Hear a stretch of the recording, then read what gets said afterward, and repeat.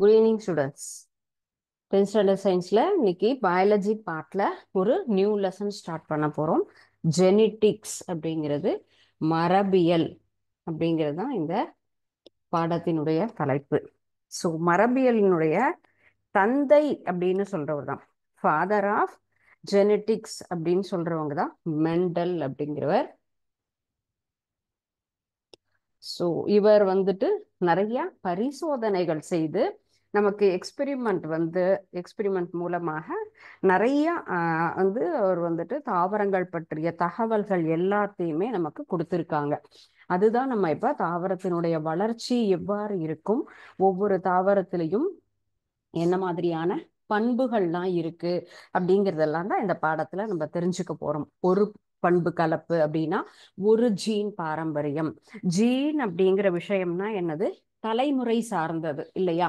ஒரே மாதிரியான ஒரு உணர்வுகள் இப்போ ஒத்த வகை பண்புகளாகப்பட்டது அடுத்தடுத்த தலைமுறையை நமக்கு வந்தடைவதுங்கிறது நம்ம மனிதர்கள்ல மட்டும் கிடையாது. இப்போ அப்பாவனுடைய ஃபேஸ் மாதிரியே அவங்களுக்கு டாட்டருக்கோ சன்னுக்கோ இருக்கும். அதே மாதிரியான கேரக்டர் அப்படின்னு சொல்லலாம். அதே மாதிரியான ஒரு கருத்துகள், அவங்களுடைய எண்ணங்கள் அப்படிங்கிற மாதிரி நிறைய விஷயங்கள் ஒத்து போகும். அது எல்லாவற்றுக்குமே நமக்கு காரணம் என்னன்னு கேட்டா ஜீன் அப்படிங்கிறது தான். ஸோ ஜீன் அப்படிங்கிறத வச்சுதான் நம்ம என்ன சொல்லியிருக்கோம் இந்த இடத்துல, ஜெனிட்டிக்ஸ் மரபு சார்ந்த எல்லா வகையான பண்புகளுக்கும் நமக்கு அடுத்தடுத்து வரக்கூடிய அந்த ஒரு விஷயத்தை தான் நம்ம சொல்றது இங்க ஜெனட்டிக்ஸ் அப்படிங்கிறத நம்ம பார்க்குறோம் ஜீன்ல. ஸோ இப்போ இந்த பாடத்துல நம்ம என்ன தகவல்லாம் இப்போ தெரிஞ்சுக்க போறோம் அப்படின்னு சொன்னா, இவருடைய பரிசோதனையில நமக்கு ஒரு தாவரத்தை பற்றி என்ன பரிசோதனை செஞ்சாரு, அதுல எவ்வாறு அவருக்கு ரிசல்ட் கிடைச்சது, அதனுடைய அட்வான்டேஜஸ் என்ன, சக்சஸுக்கு உண்டான ஒரு ரீசன் என்ன அப்படிங்கிறது தான் இன்னைக்கு செஷன்ல நம்ம தெரிஞ்சுக்க போறோம். ஸோ இவர் வந்து தொடர்ந்து 9 வருடங்கள் he did the experiment in 9 years. இவர் தொடர்ச்சியாக 9 வருடங்கள் இவருடைய பரிசோதனையை இவர் தொடர்ந்து செய்தார். இதுல பல வகையான தாவரங்கள் நமக்கு வந்துட்டு பயன்படுத்தியிருக்காரு. 10,000 தாவரங்கள்.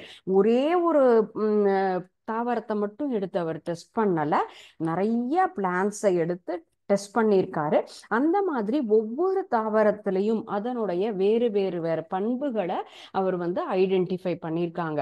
இப்ப பீ பிளான்ட் எடுத்துட்டா பீ பிளான்ட் மட்டுமே கிடையாது. அந்த மாதிரி நம்மளை சுத்தி பல வகையான தாவரங்கள் இருக்கு. சின்ன செடி இருக்கு, குறுஞ்செடி இருக்கு, மரம் இருக்கு, அதே போல உணவு பயிர் இருக்கு. இந்த மாதிரி பல வகையான பயிர்கள் தாவரங்கள் எல்லாமே இருக்கு.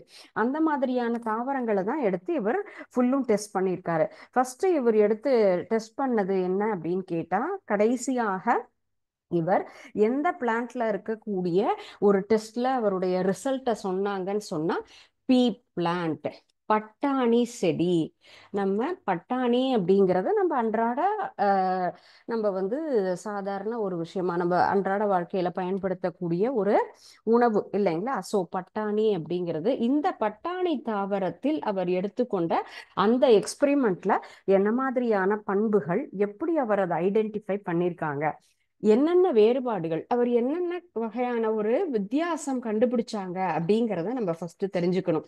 ஸோ அதுல 2 வகையான பண்புகள் அவர் ஐடென்டிஃபை பண்ணியிருக்காரு. தட் இஸ், ஒன் இஸ் ஓங்கு பண்பு, இன்னொன்னு ஒடுங்கு பண்பு. That is dominant character, recessive trait. இந்த 2 பண்புகள் கொண்டது. ஒரே ஒரு தாவரத்துல நம்ம எடுத்து அதுல என்ன மாதிரியான வித்தியாசங்கள்லாம், அவங்க எதை மாதிரி வித்தியாசங்கள், ஒரே ஒரு தாவரத்துல எப்படியெல்லாம் நம்ம டிஃபரன்ஷியேட் பண்ணலாம், அதனுடைய height, heading of that differentiation, ஒவ்வொரு எந்த மாதிரியான தலைப்புகள்ல அவர் வித்தியாசத்தை கண்டுபிடிச்சிருக்காங்கன்னா, அந்த தாவரத்தினுடைய வடிவம், அதனுடைய colour, and then seed coat, விதையில எவ்வாறு இருக்கும், ஏன்னா விதைங்கிறது தான் அடுத்து ஒரு தலைமுறையை உருவாக்கக்கூடியது. விதை மூலமாக பரவக்கூடிய தாவரம் சொன்னா விதை எப்படி இருக்கணும், நமக்கு நல்ல ஒரு தன்மையோட இருக்கணும். அப்பதான் அடுத்த தாவரத்தை நமக்கு வந்து ஒரு நல்ல தாவரமாக வளரக்கூடியது. விதை எல்லாமே நமக்கு எப்படி இருக்கும், நம்ம அவரை பட்டாணி எல்லாம் வீட்டுல சமைக்கிறோம் நார்மலா குக்கிங்க்கு. ஒரு சில பட்டாணி பார்த்தா நல்ல இந்த மாதிரி சீட்ஸ் வந்துட்டு பல்ஜா இருக்கும். ஒரு சில சீட்ஸ் பார்த்தா அப்படியே சுருங்கி போய் வதங்கி போயெல்லாம் இருக்கும். இப்ப நான் அடுத்த ஒரு தாவரத்தை அடுத்து ஒரு ஃபீல்ட், நம்ம வந்து ஒரு விவசாயியா இருந்தான்னா அடுத்த ஒரு அதே மாதிரி அடுத்த தடவைக்காக நான் அந்த சீடை யூஸ் பண்ணேன்னு சொன்னா என்ன மாதிரி பிளான்ட் வளரும், எனக்கு நல்ல ஒரு பிளான்ட் கிடைக்காது. அதுவே நல்ல குட் குவாலிட்டி சீட்ஸா இருந்தால் நிச்சயமாக அடுத்து வரக்கூடிய பிளான்ட் அதே குவாலிட்டியோட இருக்கும். அண்ட் தென் பாட்டினுடைய ஷேப் எவ்வாறு இருக்கு, அதனுடைய நிறம் எவ்வாறு இருக்கும், அதனுடைய விதையினுடைய வடிவம் எவ்வாறு இருக்கும், அது போல அதனுடைய ஃப்ரூட்ஸ் பார்ட் ஷேப்ங்கிறது, அண்ட் தென் பார்ட் கலர் எப்படி இருக்கும், ஃப்ளவர் பொசிஷன், ஒவ்வொரு மலரினுடைய ஒரு பொசிஷன்ல கூட டிஃபரன்சியேஷன் பார்க்கறாங்க. ஸோ இந்த மாதிரி ஒவ்வொன்றுலையுமே நமக்கு வேறு வேறு வகையான ஒரு தகவல் அப்படின்னு கிடைச்சிருக்கு. ஸோ அதனுடைய ஹைட் அப்படின்னு பார்த்தா டாமினன்ட் கேரக்டர் அப்படின்னு சொன்னா எப்படி இருக்கு, உயரமாக இருக்கு. டாமினன்ட் பர்சன் அப்படின்னு சொன்னாலே என்னது, அவருடைய வேர்ட்ஸுக்கு அங்க ரெஸ்பான்ஸ் இருந்தாதான் he is called as a dominant character. Dominant character சொல்லும் போது அவர்களுடைய வார்த்தைகளுக்கு அங்க மதிப்பு இருக்கு. அது போல இந்த செடியினுடைய உயரமாகப்பட்டது எப்படி இருக்கு, நல்ல ஹைட்டா இருக்கு. ரெசசிவ் கேரக்டர் அப்படின்னு சொன்னா ஒடுங்கு பண்பு.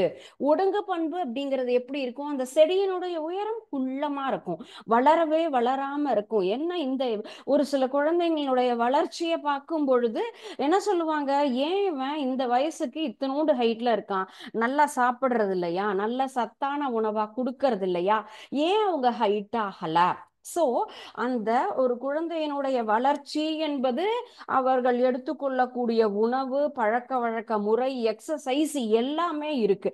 அது போல இந்த செடியினுடைய வளர்ச்சி குள்ளமா இருக்குன்னா அதனுடைய எந்த ஒரு விதையிலிருந்தோ செடியிலிருந்து வளர்ந்ததோ அதனுடைய தரம் என்பது மாறுபட்டிருக்கும். அதுதான் ஒடுங்கு பண்புன்னு சொல்லலாம். அது போல மலர் நமக்கு வந்து எப்படி இருக்கும், ஃபர்ஸ்ட் பூ அப்படின்னு சொல்லும் போது எப்படி எல்லாம் இருக்கும், ஸ்ட்ரெயிட்டா இருக்கிறதா, இதெல்லாம் எப்படி இருக்கு, நமக்கு ஃபிளார் நமக்கு அதனுடைய டிப் பார்ட்ல இருக்கு, இதுல பாருங்க சைட்ல இருக்கு இல்லையா. அப்போ எப்படி இருக்கும் அது, நமக்கு வந்து ஆக்சிலரி டெர்மினல், கோணமலர் நுனி மலர் அப்படின்னு நம்ம சொல்லலாம்.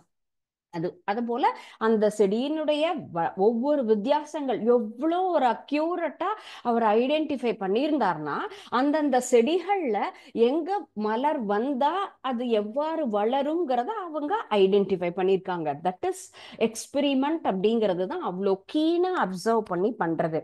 அண்ட் அதனுடைய கலர், ஒரு ஃபிளாரினுடைய நிறம் என்பது எவ்வாறு இருக்கும், வெள்ளை கலர்ல இருக்கா அல்லது டல் கலர்ல இருக்காங்கிறத ஐடென்டிஃபை பண்ணியிருக்காங்க.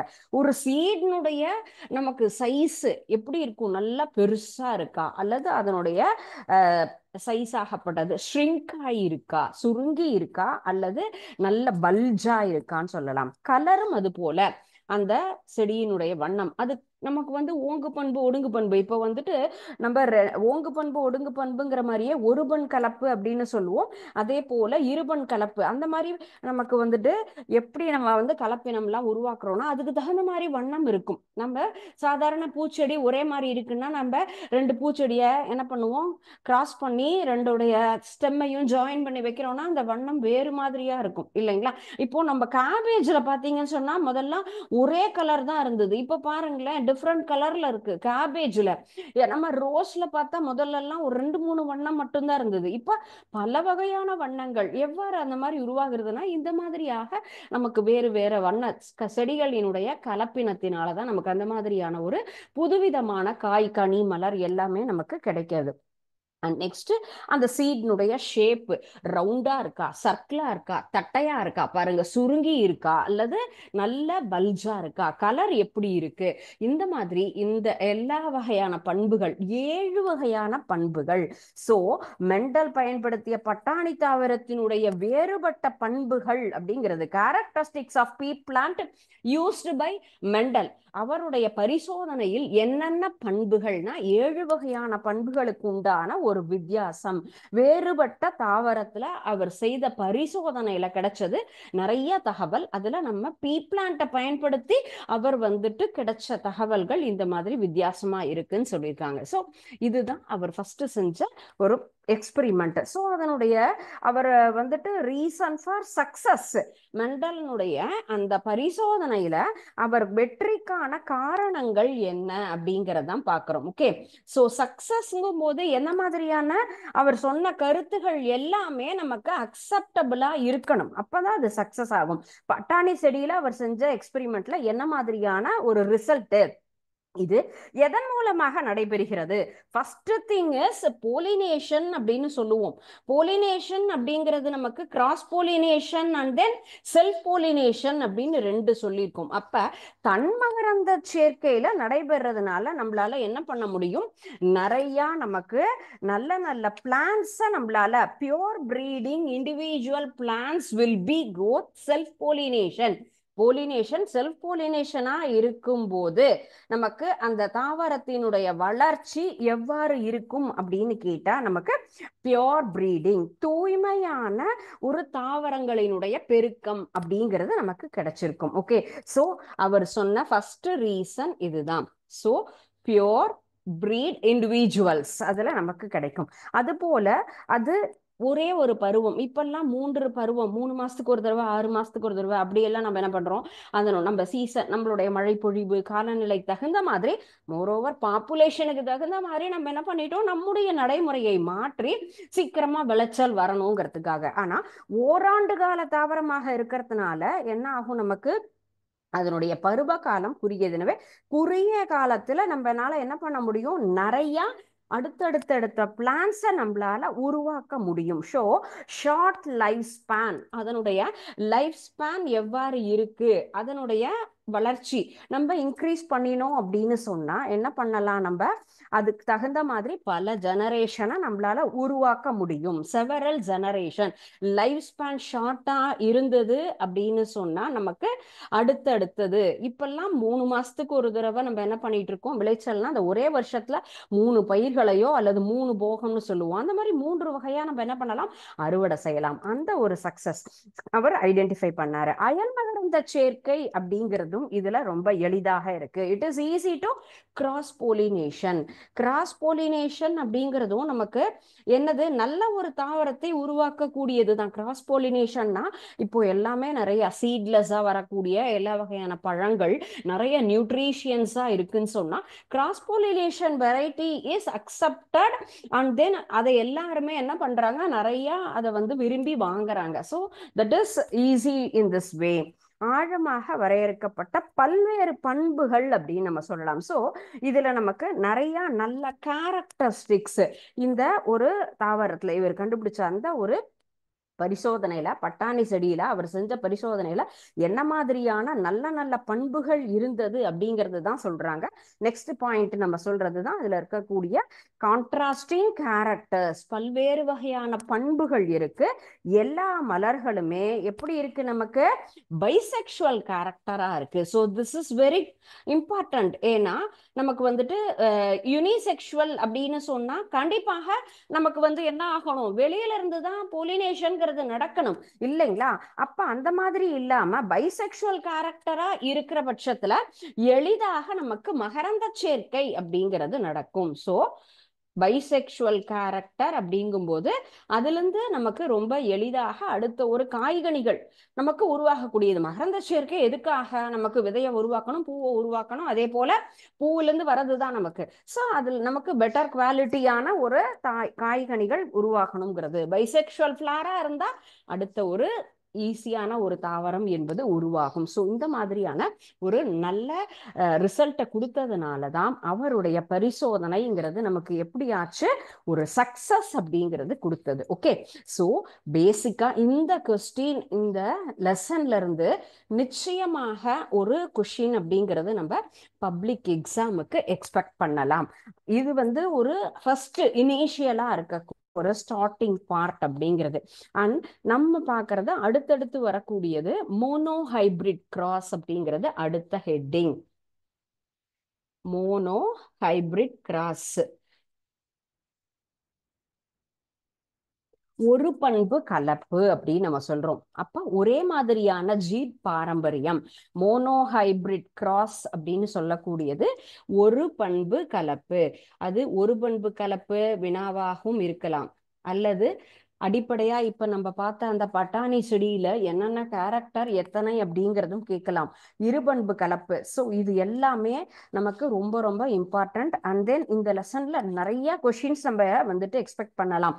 டிஎன்ஏ ஸ்ட்ரக்சர் இது நமக்கு மினிமம் ஒரு 7 to 9 மார்க்ஸ் அந்த மாதிரி 1 மார்க்லையும் வரும். அதே போல டீடைல்ட் ஆன்சர் நிச்சயமாக இந்த லெசன்ல இருந்து நம்ம எக்ஸ்பெக்ட் பண்ணலாம். ஓகே, ஸோ ஒரு பண்பு கலப்பு அப்படின்னு சொல்லக்கூடிய மோனோ ஹைபிரிட் கிராஸ் அப்படிங்கிறது ஒரு பண்புங்கிறது 2 தோற்றங்கள் தனித்தனியாக 2 தாவரங்களை கலப்புற செய்யக்கூடிய ஒரு செயலை தான் நம்ம என்ன சொல்லியிருக்கோம், ஒரு பண்பு கலப்பு. ஃபர்ஸ்ட் நமக்கு அதனுடைய என்ன டெஃபினேஷன் அப்படிங்கிறத நம்ம என்ன சொல்லணும், எக்ஸ்பிளைன் பண்ணணும்.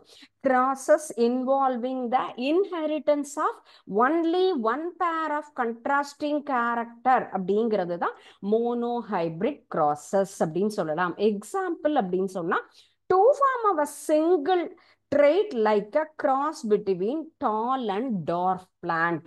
எப்படி இருக்கணும், நமக்கு 2 வேறுபட்ட ஒரு இது பட்டாணி செடியில நமக்கு உயரம்ங்கிற பண்பை எடுத்துக்கிட்டு அதுல எப்படி இருக்கணும், ஒண்ணு ஹைட்டா இருக்கக்கூடியது, ஓகே, உயரமானது, அப்ப டாலா இருக்கக்கூடிய ஒரு கேரக்டர், அண்ட் தென் டார்ஃப் நெட்டை தாவரம் குட்டை தாவரம் அப்படின்னு நம்ம சொல்லுவோம். அப்ப 2 வேறுபட்ட பண்புகளை என்ன பண்ணிருக்காங்க, மிக்ஸ் பண்ணிருக்காங்க. இப்போ நம்ம 2 பார்த்தோம் இல்லையா, ஓங்கு பண்பு ஒடுங்கு பண்புன்னு.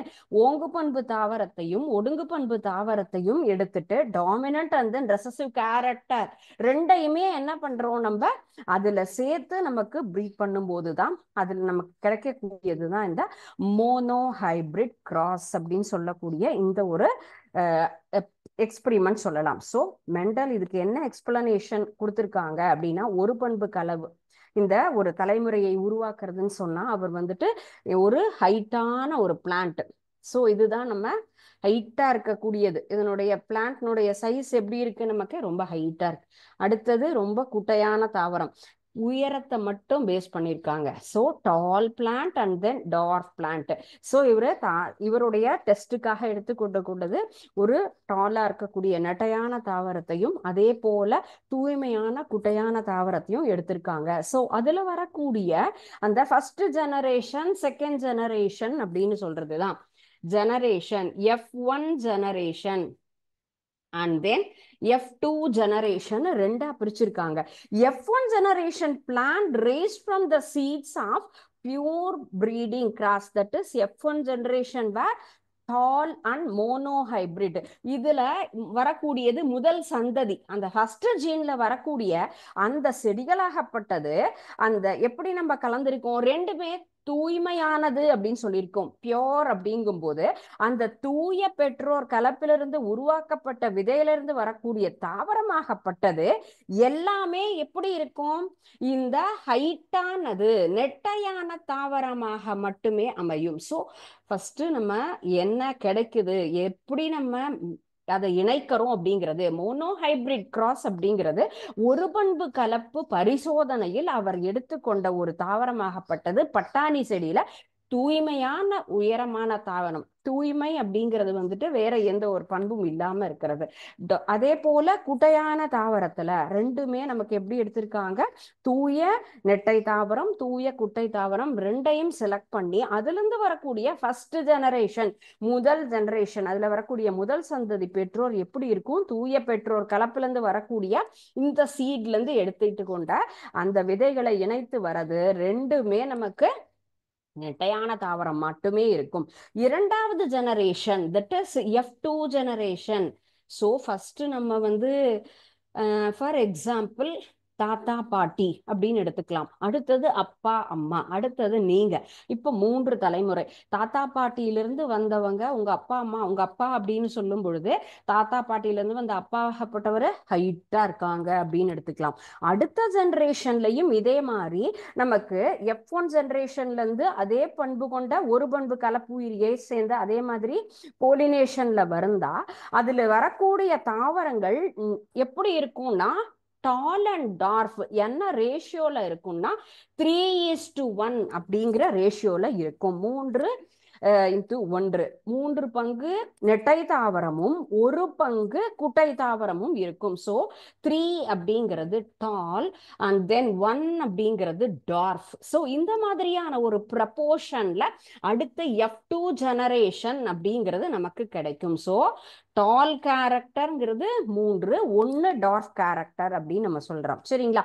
அடுத்தது இதுல எத்தனை வகையான தாவரங்கள் வந்ததுன்னா டோட்டலா 784 நெட்டையான தாவரங்களும் tall plants and then 277 dwarf plants. So ஒரு குறிப்பிட்ட பண்பனுடைய அந்த தோற்றத்தை வச்சுதான் இதை என்ன சொல்லியிருக்கோம், என்ன மாதிரியான புறத்தோற்றம், பீனோடைப் ஜீனோடைப் அப்படின்னு சொல்லுவோம். So what is that?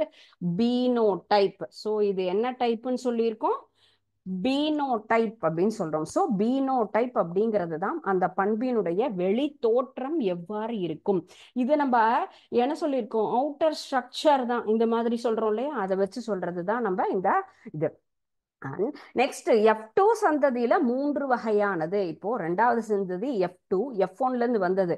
அப்போ 3 வகையானது homozygous and then heterozygous and then அடுத்த ஒரு ஜெனரேஷன். ஃபர்ஸ்ட் கலப்பற்ற நெட்டை, கலப்பின நெட்டை, அடுத்தது நமக்கு கலப்பற்ற குட்டை. அந்த மாதிரி 3 டால் ஹோமோஜீன்ஸ், டால் ஹெட்டிரோஜீன்ஸ், டார்ஃப் ஹோமோஜீனியஸ். ஸோ இந்த 3 வகையான பண்புகள்லையுமே நமக்கு தாவரங்கள் அப்படிங்கிறது நமக்கு உருவாச்சு. ஸோ இதற்குண்டான டீடைல்ஸ் இப்போ இந்த சிமுலேஷன்ல ரொம்ப கிளியரா கொடுத்துருப்பாங்க.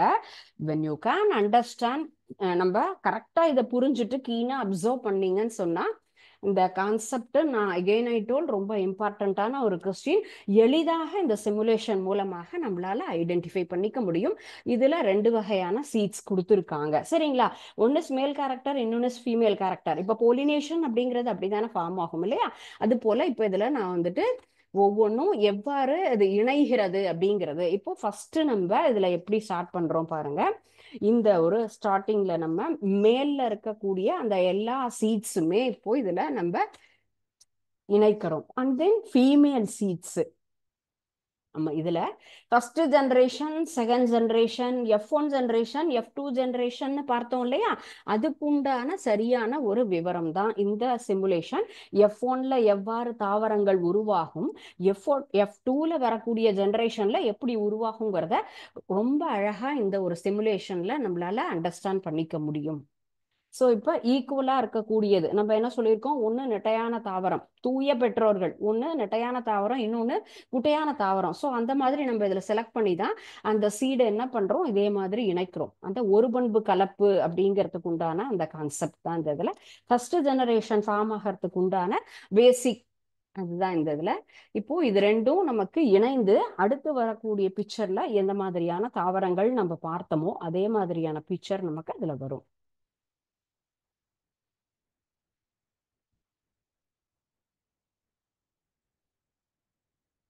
நம்ம மேனுவலா பண்றோம் அப்படின்னு சொன்னா இந்த மாதிரி ஒவ்வொரு செடிகளையும் இந்த மாதிரி ஒவ்வொரு விதைகளையும் நம்ம இணைத்து நம்ம பண்றோம் இல்லைங்களா? இப்போ விதைக்கிறோம்னு சொன்னா அந்த 2 விதையும் சேர்த்து இந்த மாதிரி அந்த கலப்பின தாவரம் எவ்வாறு உருவாக்க வேண்டுமோ அந்த முறையில நம்ம கரெக்டா உருவாக்கினோம்னா நிச்சயமாக இந்த ரிசல்ட் தான் வரும். அவர் அந்த மாதிரி தான் என்ன பண்ணியிருக்காங்க, ரிசல்ட்டை நமக்கு கொடுத்துருக்காங்க. ஓகேங்களா? சோ எப்படி உருவாயிருக்கு பாருங்க, ஒய் எல்லாமே இதே மாதிரியானது. சோ நமக்கு இந்த மாதிரியான தாவரங்கள் தான் நமக்கு உருவாயிருக்கு. So the Mendel study the gene inheritance in green pea plants focusing on the tall, that is T and dwarf traits ரெண்டையுமே கலந்துருக்காங்க. By crossing tall and dwarf plants created F1 generation where all plants exhibited only and tall trait. அதே மாதிரியான அமைப்புல self pollinating the F1 and lead to the F2 generation, revealing 3:1 ratio of tall and dwarf plants. So the classic experiment demonstrated the Mendel laws of inheritance. F2 generation அப்படிங்கிறது நமக்கு பீனோடைபிக் ratio அப்படிங்கிறது தான். So இவங்க நம்ம பார்த்தோம் இல்லையா, இதே மாதிரி இப்போ நம்ம அவங்க சொன்ன அந்த ஒரு சரியான ஒரு பண்போட உருவாகி இருக்கக்கூடிய பிளான்ட் தான் இந்த இது. திஸ் இஸ் நம்ம ஜெனரேஷன் ஒன்ங்கிறது. அண்ட் தென் F2 ஜெனரேஷன் அப்படிங்கிறது நமக்கு அடுத்த தலைமுறை எவ்வாறு உருவாகும் அப்படிங்கிறத நம்ம இப்ப பார்க்கலாம்.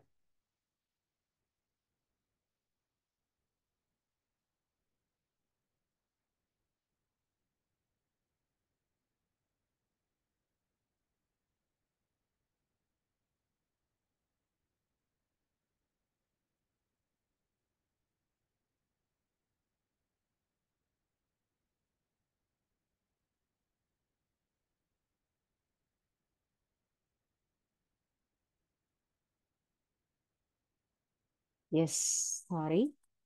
ஓகே, இப்போ எப்படி நமக்கு மெர்ஜ் ஆயிருக்கு? ஏன்னா முதல் தலைமுறையிலிருந்து வந்ததை என்ன பண்ணியிருக்கோம் நம்ம, இதே மாதிரி வரக்கூடிய அந்த தாவரத்தை நம்ம உருவாக்கி அடுத்த ஜெனரேஷனை நம்ம கொண்டு வரணும் இல்லையா? அப்ப பாருங்க, தூய பெட்ரோல்ல இருந்து வந்த அந்த நெட்டையான குட்டையான தாவரங்கள் இருக்கு இல்லையா, அதை நம்ம ரெண்டையும் ஒன்னா கலந்து இப்போ அடுத்த ஒரு தலைமுறை அப்படிங்கிறத நம்ம இதுல உருவாக்க போறோம். இப்போ இதுல பாருங்க, நம்ம படிச்ச அதே தகவல் படி எவ்வாறு நமக்கு இந்த விதையாகப்பட்டது நம்மளுக்கு வந்துட்டு ஃபுல்லுமே உருவாகுது அப்படிங்கிறது தான் நம்ம இதுல பார்க்க போறோம். சாரி, செகண்ட் இது.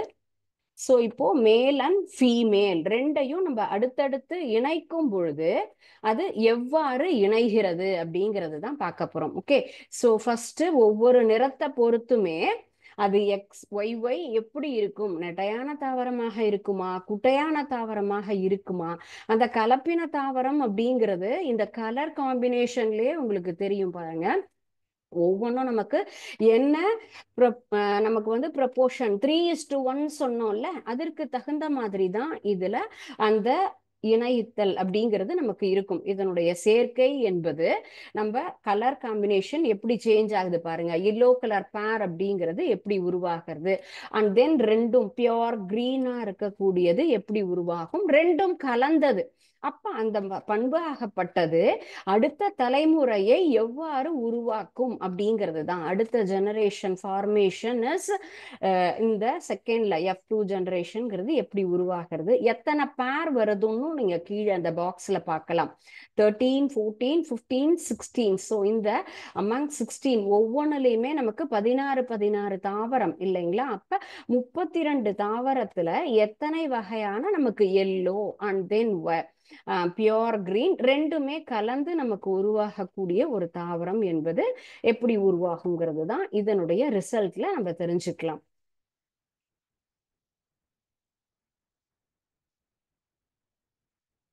நம்ம இதுலயே இப்ப கவுண்ட் பண்ணிட்டு வரலாம். இப்போ எல்லோ கலர் எத்தனை பியோர் எல்லோ இருக்கு, எத்தனை நமக்கு கிரீன் மட்டும் தனியா வந்திருக்கு, அந்த மாதிரியான வெரைட்டி அது நெட்டையான தாவரமா இருக்கும், குட்டையான தாவரமாக மட்டுமே இருக்கும், அல்லது நமக்கு ரெண்டும் இணைந்தது. ஸோ அந்த மாதிரியாக தான் இதுல வந்துட்டு மெர்ஜ் ஆகும். இதனுடைய ரிசல்ட்டும் அப்படிதான் நமக்கு கொடுத்துருப்பாங்க.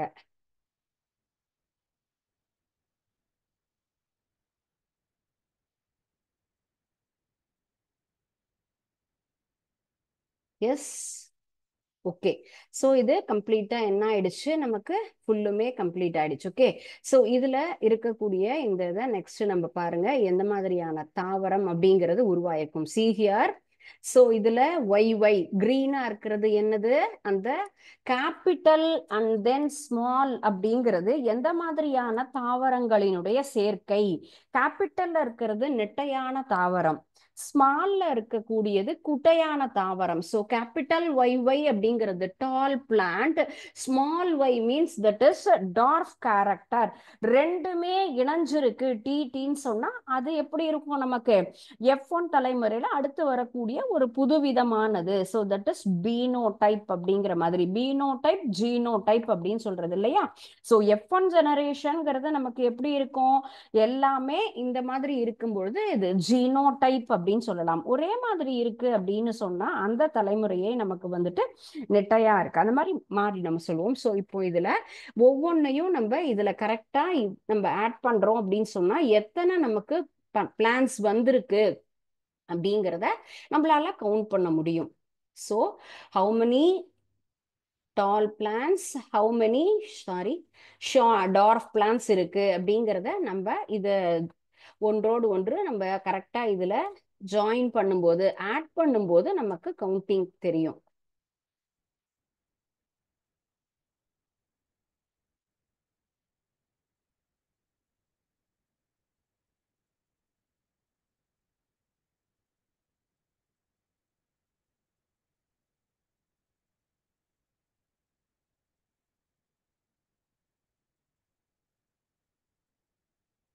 அவர் எவ்வளோ ஒரு பேஷண்டா இருந்தா நமக்கு இதே மாதிரி பொறுமையா இந்த ஒவ்வொரு பரிசோதனையிலையும் நமக்கு எப்படியெல்லாம் தாவரங்கள் உருவாயிருக்கு அப்படின்னு நமக்கு வந்து என்ன பண்ணியிருக்காங்க, டெஸ்ட் பண்ணி கொடுத்துருக்காங்க. ஸோ அந்த படி நம்ம என்ன பண்றோம், இப்போ ரொம்ப எளிதா நம்ம ஐடென்டிஃபை பண்றோம். பட் இதுல நம்ம அதுல சாரி எவ்வளோ ஒரு ஒரு ரொம்ப அந்த டெஸ்ட் இப்போ நம்ம யாரெல்லாம் பிஹெச்டி பண்றீங்க அப்படின்னு சொன்னாலுமே பிஹெச்டி அப்படிங்கிறது நம்ம அந்த செய்யக்கூடிய பரிசோதனையில வரக்கூடிய அந்த ரிசல்ட்டுங்கிறது ப்ராப்பரா நமக்கு இருக்கணும். பாருங்க, 8 பேர் நமக்கு வந்து நெட்டையான தாவரம், அண்ட் தென் 8ங்கிறது குட்டையான தாவரம், ரெண்டும் கலந்து நமக்கு இருக்கிறது இந்த மாதிரியான இரண்டும் சேர்ந்த ஒரு ஜாயினிங்ல. Mendel's law states when different traits are crossed, one dominates the other. Dominant trait is called dominant, and the subdued one is recessive. That is, this law emphasizes that traits don't blend, both reappear in the F2 generation. Even if one is absent in that F1 stage, the Punnett square created the regional C. Punnett visually shows the probability of traits in genetic crosses. அந்த ஒரு பண்பு கலப்பு அப்படிங்கிறது கலப்பினத்துல உருவாகினது. So applying the Mendel's law, crossing டால்ங்கிறது நமக்கு capital T, that is capital Y, டார்ஃப்னா small T. Parent gives the heterozygous F1 and offspring அப்படின்னு சொன்னா என்ன ஆகும், ஒரு கேபிட்டல் ஒரு ஸ்மால். செல்ஃப் பாலினேட்டிங் அப்படின்னு சொல்லும் பொழுதும் F1ல இது மாதிரி ஒரு ஸ்மால் ஒரு கேபிட்டல் ஒரு ஸ்மால்ங்கிறது இருக்கும். ஈக்குவலி ப்ரொடியூசஸ் த F2 ஜெனரேஷன் சொன்னா இந்த மாதிரி capital and then capital small are only small, each having a 50% chances due to the random fertilisation. Green colour அப்படிங்கிறது எப்படி இருக்கு நமக்கு, கேபிட்டல் ஒய். ஸோ எல்லோ, கிரீனும் எல்லோவும் நமக்கு இருந்த பேர், அந்த சென்டர்ல இருந்தது green and yellow, yellow and green ரெண்டுமா இருந்தது இல்லையா? ஸோ கிரீன் அண்ட் எல்லோங்கிறது capital and small Y, yellow and green அப்படிங்கிறது first green and yellow, yellow and கிரீனா கேபிட்டல் அண்ட் ஸ்மால் ஒய், ரெண்டுமே எல்லோவா இருக்கக்கூடியது ஸ்மால் ஒய் அப்படிங்கிற கேரக்டர். ஓகே, ஸோ இப்போ நம்ம பார்த்த இந்த மெண்டல்ஸ் லா, அவருடைய ஒரு பண்பு கலப்பு ஒரு ஜீன் பாரம்பரியம் அப்படிங்கிறது எவ்வாறு உருவாகுது, F1 ஜெனரேஷன் எப்படி இருக்கும், அதே போல இரண்டாம் சந்ததியான F2 ஜெனரேஷன்ங்கிறது அந்த F1 சந்ததியிலிருந்து வரக்கூடிய ஒரு பண்பு கலப்பை தான் நம்ம என்ன பண்றோம், செல்ஃப் பாலினேஷனுக்கு தன்மகரந்த சேர்க்கைக்கு நம்ம உட்படுத்தும் பொழுது அதுல வரக்கூடிய என்ன நெட்டை குட்டை தாவரம் எந்த ரேஷியோல இருக்கும், 3:1ங்கிறது. அப்ப F2ல நமக்கு 3 வகையான தாவரம் வந்தது இல்லையா? சோ தட் இஸ் கலப்பற்ற நெட்டை, கலப்பின நெட்டை அண்ட் தென் கலப்பற்ற குட்டை. ஸோ இந்த 3 வகையான தாவரங்கள் அப்படிங்கிறது தான் நம்ம வந்ததுங்கிறதுக்கு உண்டான சரியான ஒரு எக்ஸ்பிளனேஷன் தான் இந்த சிமுலேஷன்.